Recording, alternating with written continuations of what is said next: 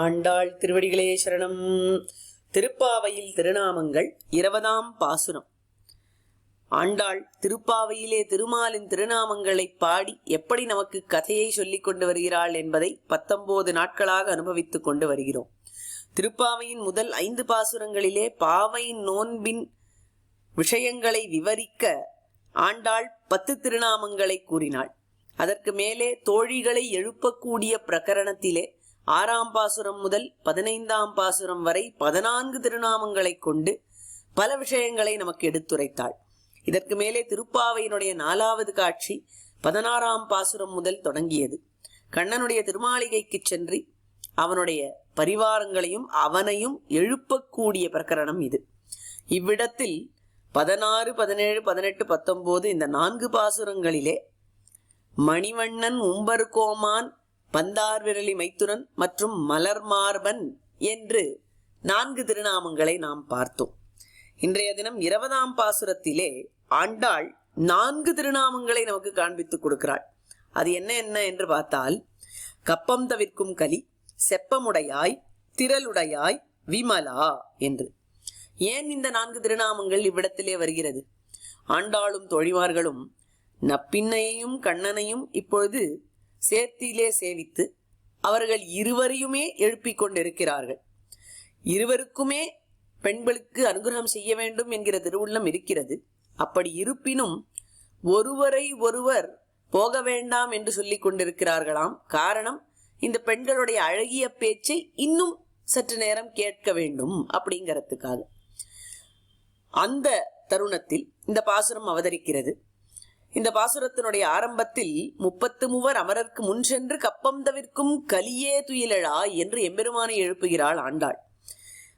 33 தேவர்கள் 30 முக்கோடி பேர்கள் இருக்கிறார்கள். அவர்கள் எல்லோருக்கும் முன்னே சென்று சத்யவிரத கஷேத்திரத்திலே பிரம்மதேவன் செய்த யாகத்தில் அவர்களுடைய பாகத்தின் ஹவிசையும் எம்பெருமான் வாங்கி கொண்டு பிரம்மதேவனுக்கு ஏற்பட்ட கம்பம் அதாவது பயத்தை போக்கினான். சிருஷ்டி செய்வதற்கான அனுகிரகத்தை செய்தான்.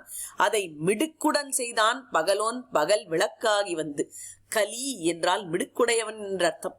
அப்பேற்பட்ட மிடுக்குடையவனாய் அன்றைய தினம் தேவர்கள் எல்லோருக்கும் முன்னே சென்று காத்தாயே அவர்களை, நாங்கள் எல்லோரும் நாங்களே முன் வந்திருக்கிறோம், உன்னை சேவிக்க நீ வரவேண்டாமா என்று கேட்டாள். அதற்கு மேலே ஒரு விஷயத்தை உணர்த்துகிறார்கள். நீ செப்பமுடையவனாச்சே, ருஜுத்தன்மை உடையவனாச்சே, உன்னிடத்தில் என்ன இருக்கிறதோ அதை பரந்த மனப்பான்மையுடன் ஒன்று கூட உன்னிடத்தில் மறைத்து வைத்துக் கொள்ளாமல் எல்லோருக்கும் கொடுப்பாயே, காண்பித்து கொடுப்பாயே உன்னை நீயே. அன்றைய தினம் கடற்கரையிலே ராவணன் 2 தூதர்களை அனுப்பித்தான். தூதர்கள் இல்ல, ஒற்றர்களை அனுப்பித்தான்.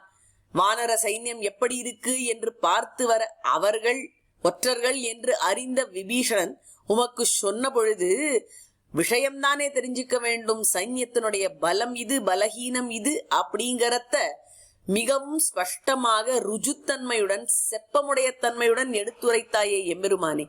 நாங்கள் எல்லோரும் வந்திருக்கிறோம், உன்னை நாடி வந்திருக்கிறோம், உன்னிடத்தில் இருக்கிறதை ஒன்னு விடாமல் எங்களுக்கு காண்பித்து கொடுக்க வேண்டாமா? உன்னுடைய குணாதிசயங்கள், கல்யாண குணங்கள் எல்லாவற்றையும் எங்களுக்கு ருஜுத்தன்மையுடன் காண்பித்து கொடுக்க வேண்டாமா? செப்பமுடையாய் அல்லவோ நீ என்று கூறினார். எம்பெருமான் பார்த்தான், எல்லாத்தையும் உங்க எல்லாருக்கும் காண்பித்து கொடுக்கிற அளவுக்கு எனக்கு திரள் இருக்கிறதான்னு கேட்கிறான். திரளுடையாய் அப்படின்னு பதில் சொல்லுகிறார்கள் பெண்கள். உன்னுடைய திரளுக்கா குறைச்சல்? யாருக்கு எப்பொழுது என்னத்தை காண்பித்து கொடுக்க வேண்டுமானாலும் உன்னால காண்பித்து கொடுக்க முடியுமே. ஆத்மானம் மானுஷம் மன்யே என்று ராமாவதாரத்திலே நீ சங்கல்பித்து கொண்டிருந்தாலும் ஹனுமானுக்கோ மண்டோதரிக்கோ உன்னுடைய சதுர்புஜத்தை காண்பித்து கொடுத்தாயே. அந்த மாதிரி நீ நினைத்தாயானால் உன்னுடைய திரளை, உன்னுடைய பராக்கிரமத்தை, உன்னுடைய குணங்களை யாருக்குத்தான் காண்பித்து கொடுக்க முடியாது, எங்களுக்கும் காண்பிக்க வேண்டும் என்றார்கள் பெண்கள்.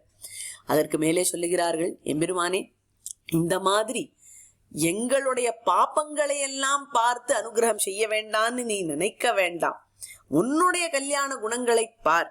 நீ எப்பேற்பட்டவன்? நீ விமலன், உனக்கு எந்த விதமான தோஷங்களும் ஒட்டாது. ஹேய பிரத்யநீகன் நீ. அதுவும் எப்பேற்பட்ட விமலன் அப்படின்னு கேட்டா, செற்றார்க்கு வெப்பம் கொடுக்கும் விமலா என்று அழைக்கிறாள். எதிரிகள் எல்லோருக்கும் வெப்பத்தை கொடுக்கக்கூடிய விமலன் நீ. இவ்விடத்தில் எங்களுக்கு எதிரிகள் எங்களுடைய பாப்பங்கள், அந்த பாப்பங்களை எல்லாம் வெப்பத்தை கொடுத்து ஒழித்து எங்களையும் தூய்மையாக்கி விமலனாகிற உன்னிடத்தில் நீ சேர்த்து கொள்ள வேண்டும் விமலா என்று அழைத்தாள். இதற்கு மேலே நப்பின்னை பிராட்டியையும் திருவேதுயிலாய் என்று கூப்பிட நப்பின்னை இந்த பெண்களுடன் சேர்ந்து கொள்கிறாள். அதற்கு மேலே எம்பெருமானை எப்படி எழுப்ப வேண்டும் என்கிற அபியாசத்தை நப்பின்னை இந்த பெண்களுக்கு சொல்லிக் கொடுக்கிறாள். இப்படியாக திருப்பாவையினுடைய 4வது காட்சி முடிந்தது. இதுவரை திருப்பாவையில் 32 திருநாமங்களை நாம் பார்த்துள்ளோம். மேலே இருக்கும் திருநாமங்களை நாளைய பாசுரத்திலே பார்க்கலாம்.